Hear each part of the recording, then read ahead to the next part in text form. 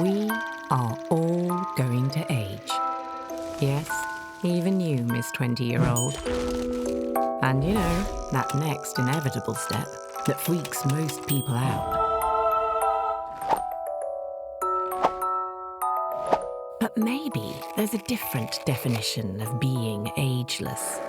Maybe it's more to do with our mindset. And maybe we're more than just a number.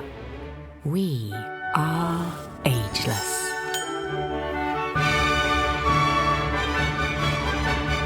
So, if being ageless isn't about looking younger, what the heck does it mean? And where are you in your aging journey? Are we ready? Ready.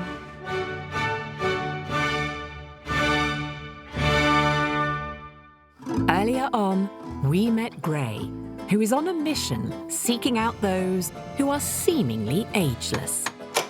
Hey. Gray is determined to find out what their secret is. When you come across people like Sarah Jane Adams, she's ageless because she seems to have a really clear sense of self.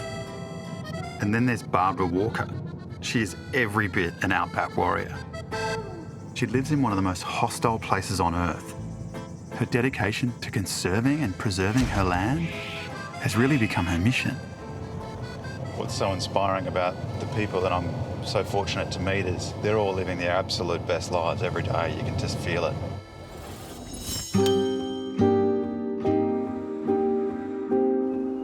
I'm on my way to Arnhem Land where I'm going to meet Tim. Tim took a big risk at 50. He jumped out of an apple and pear orchard business in the Adelaide Hills and then bought a business in the Northern Territory. You know, to have that opportunity now, it's certainly not escaping me. I'm just still trying to digest how special it is. Farming gets a bit tougher, you know, you're up early in the morning, you're finishing late at night, you're working 7 days a week, you're getting less than $4 a kilo for your fruit, and labour's gone up by, you know, triple, and prices have gone up by like 10 cents in 15 years. That becomes pretty tough. So I looked over the fence and I found this opportunity.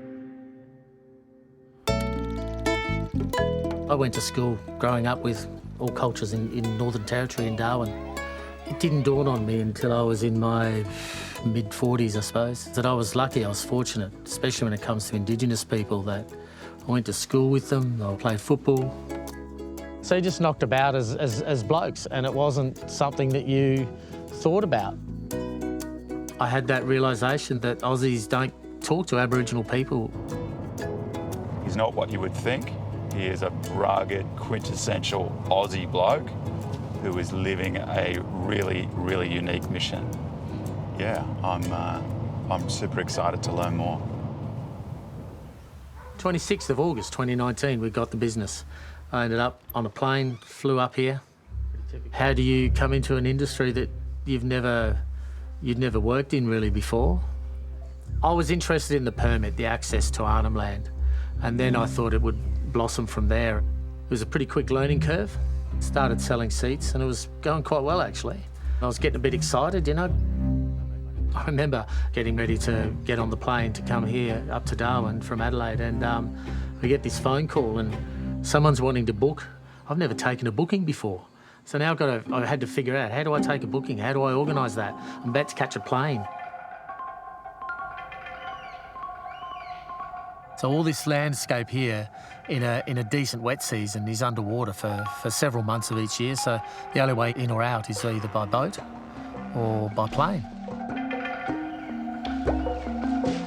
This time of year, a lot of these fellas are all out on their homelands, their outstations. They're out living that traditional sort of lifestyle where they're hunting things like turtle, magpie goose, file snake out on their land.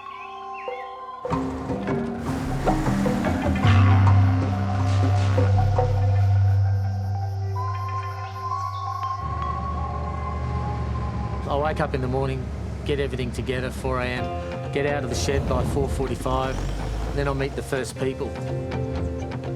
And, you know, they're all a little bit tired. And in the back of my mind, I know those people, how they're going to be at the end of the day. You know, they're the people that are saying to me, Tim, it was a life-changing experience. Tim, it was an emotional experience for me. Just to the right, we're passing a rock art site called Seven Spears.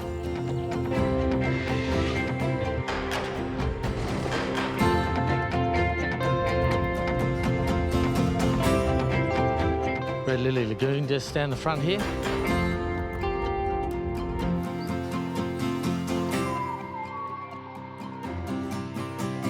Dan, Great, how how are are you, mate? Good, mate. It's been a long time. It's so good to finally get here. Yeah, absolutely. A long journey, huh? Here we are, Arnhem Land. Yeah.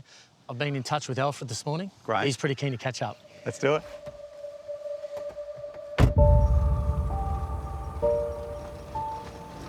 So this is now officially Arnhem Land? Now officially Arnhem Land. Alfred tells me that's crocodile dreaming. You see the nose up that end, the eyes.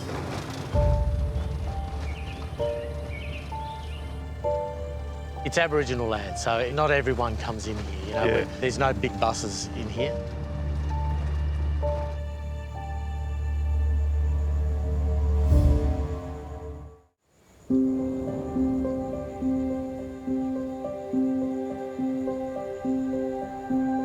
So what's it like to be 50 and take the leap or take the risk that you did into another business? I suppose pretty ballsy, but I'd never thought about it that way, Gray. Do you reckon mindset can play a role in when you think about age? Oh, of course, yeah. I mean, you hear this, you know, someone was an old 60 or a young 60, you know. I suppose there's a bit of a defeatist attitude in there. I'm old now, I'm just going to sit and put the little blanket over me and watch my game show hosts of every afternoon. Or, you know, I've heard of people in their 70s that are doing rock climbing. So tell me about Alfred. Alfred's one of those lovely, gentle souls. He's the senior traditional owner. Wow. For this area we're going to today. I'd never met Alfred. All Alfred was a name on the permit. I went to Alfred's home one morning and I said, "Hey Alfred, my name's Tim from Top End Day Tours. I've got a permit to go on your land, but that's whitefella stuff. What I want is your permission to go and work with you on your land." So when you say traditional owner, what exactly does that mean? Well, in Western terms, this is his country that we're on now. And what got you interested in their culture? I realised that Aussies don't talk to Aboriginal people. There's not a lot of opportunities to ask whatever question you like. I've never ever once had our guides be offended by a question they might have or might get posed. They get asked some pretty confronting things about their culture on our tours. But it's an opportunity. Well, the more conversation, the more communication you have. Yeah. Because at the moment, everyone sort of shies away from it. That's right. And not here, So- not on these tours, not with these fellas. There's Seb over to the left there, so we'll jump out and grab him, mate. Hey, my friend. How are you? Hey, good, hey. Well done. How you going? Hey, this is great. Nice to meet you, mate. Yeah. We're going to go and have some lunch. We're going to have some mum, mate, eh? My name is Sebastian Travis, Nagor Goruba, Kolbil Bilnamiel. I love the connection that we have to the community. It's not just we come in and, oh, there's the Maribou bus again, you know. They've given us a nickname, you know, and I think any community that's going to give your vehicle a nickname, that shows that we mean something to them, you know. We mean something to that community. They love listening story about a culture and history story. Sometimes I make people cry, especially our beer. I know they love having people out here. I know it's important to them. They see people's faces in the morning like I do, and they see how they leave in the afternoon. It's almost like we've enlightened them, and some people say it's changed their life. I think that's pretty special.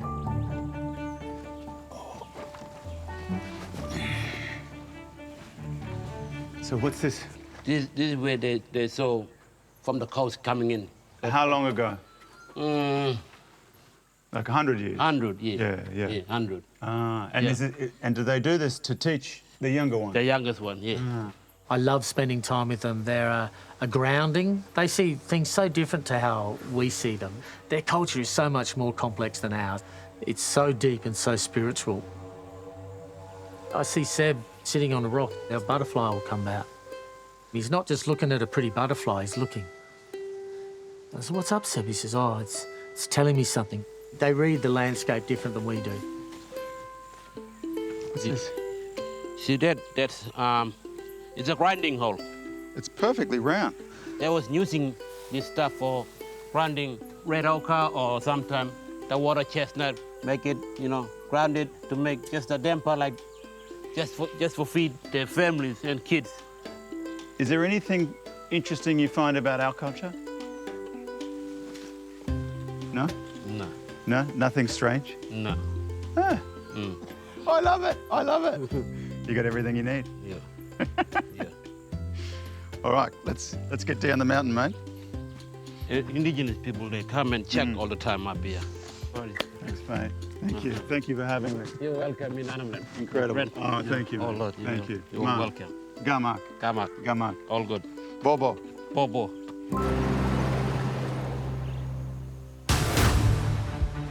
We got the news like everyone else did in March 2020. We were then faced with the situation of, well, how long is this going to last?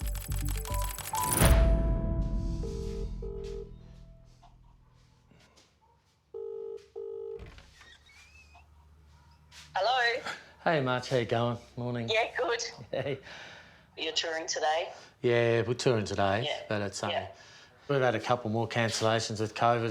It's a small group today. We had about 15 odd, and now we've got about 7, I think. Oh, man.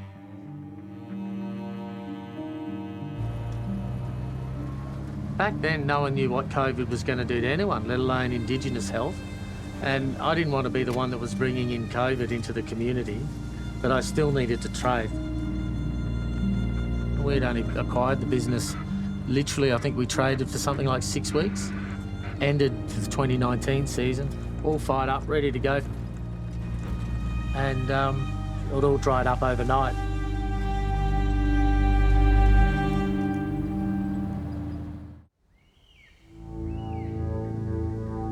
That was the Territory's first outbreak, 2021.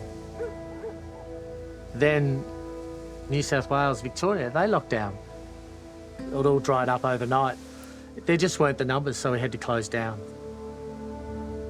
I wouldn't spend $10 without thinking twice about it, because I did not know if I was going to have a business. When you're going to bed at night and you're awake at 1 in the morning, and you're still awake at 3 in the morning, and you're still awake at 4 in the morning, because and you're worried about your partner, you're worried about your children. We had to sell property that was forming part of our retirement plan. I had no contacts in the community. I didn't know these fellas. I didn't know Alfred. I knew a name because he was on our permit. At one point, you do start thinking, is it the right thing to do? However, if it wasn't for COVID, I wouldn't have the relationship I have now, because I would have been running the business more from a distance, and I wouldn't have known what I was missing out on. My relationship with the Manilaga clan, it starts with the senior traditional owner, Alfred Nangle. What he says goes.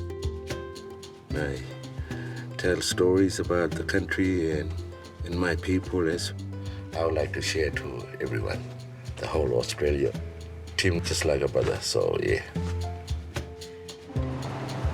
Tim is like my brother. Been working with him for a very, very long time now. When he always see me, just gonna get up and hug me all the time, yeah. I think for 5 minutes or 3 minutes, 2 minutes to get that. So there's so much rock art here that it's... Oh, sorry, everyone. Oh, a bit lucky. There's a croc straight away over there, 2 crocs on the bank. Decent sized one on the left. Yeah.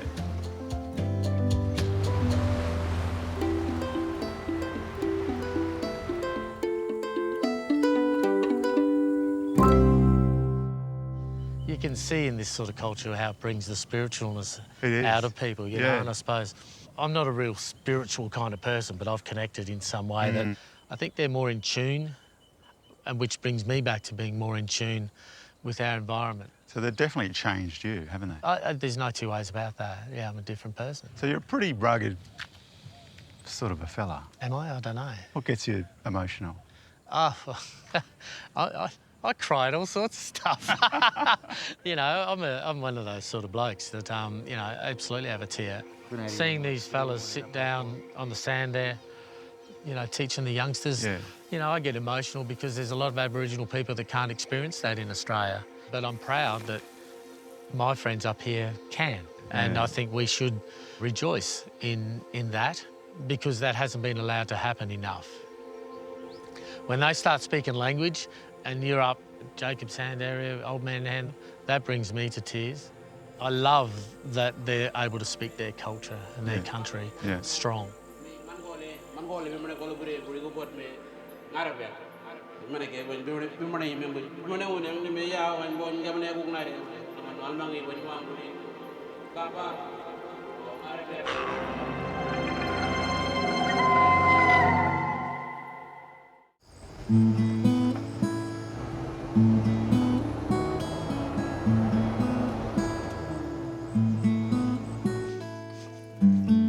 Hi, good luck, everybody.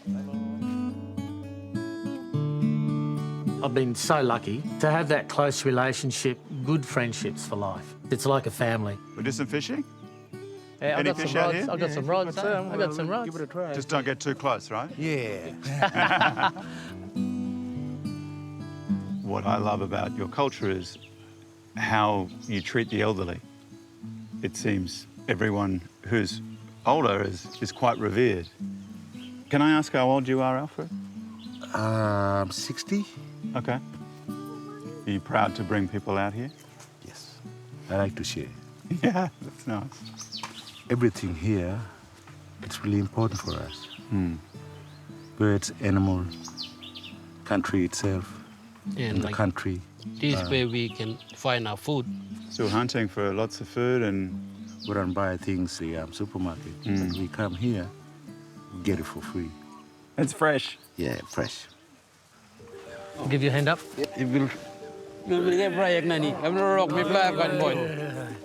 We're getting old men, man. Oh, yeah, get it on. So talking with Alfred and his sister Connie, you know, seeing if we can build on the business.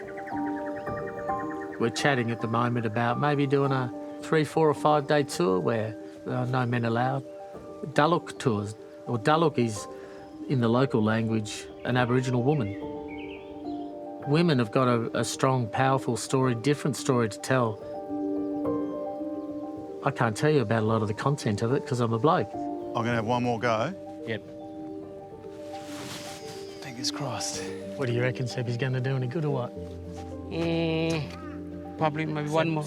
I don't think so. One more try then. What am I, 54? I've got a lot of mates who are stuck in offices, and I'm up here with a bit of sweat in the middle of winter.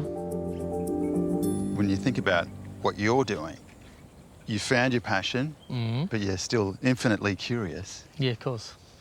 That plays a role as well, right? Well, I mean, that's what a young mind is, isn't it? It's curious. When I'm laying there and I'm 100 years old, I'll be thinking, you know, I really had something special there. And I think that's what is important in life, is to realise that at the moment. We often don't. We often realise it years down the track, what we had. So to have that opportunity now, it's certainly not escaping me. I'm still trying to digest how special it is. Are you in the best phase of your life, do you think? I think so. I think so. Did you get anything, Gray? So close. So close. So close. Oh, Yet so far. I got some weed. Weed, yeah. It's weed. Yeah. Okay. All right, let's call it a day. No, already. I don't see myself retiring from this anytime soon. You know, I see it as something that I'm really keen to do into the future. It's something that I can do into the future. You know, it's a journey, and I'm excited to enjoy that journey all the way through. Well, I've just had the most incredible few days with Tim. It was so incredibly enlightening to meet with Seb and to meet with Alfred and to meet with Alfred's family. And you can see Tim, he's found his path. So after you spend time with these people, it makes you realise you've got to be living and doing what you're passionate about. And people find that at different ages. Look at Tim, he took a risk at 50, he's in his mid-50s now, and this is it. He has found it.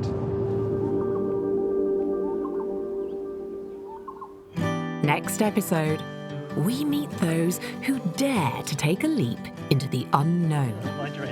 But will they find the courage to take that final step? And I thought, what am I going to do now? Morning. Hey, morning, Sleepy. And she said, there's no easy way of telling you this. Whoa, hold on a minute. This is not going to be good. It's just that assumption that a woman either shouldn't be or can't do it on her own. Strong women can have good partnerships. I wanted to do something to make you feel alive. You managed to get some things out of me I didn't think you would. Ah, good.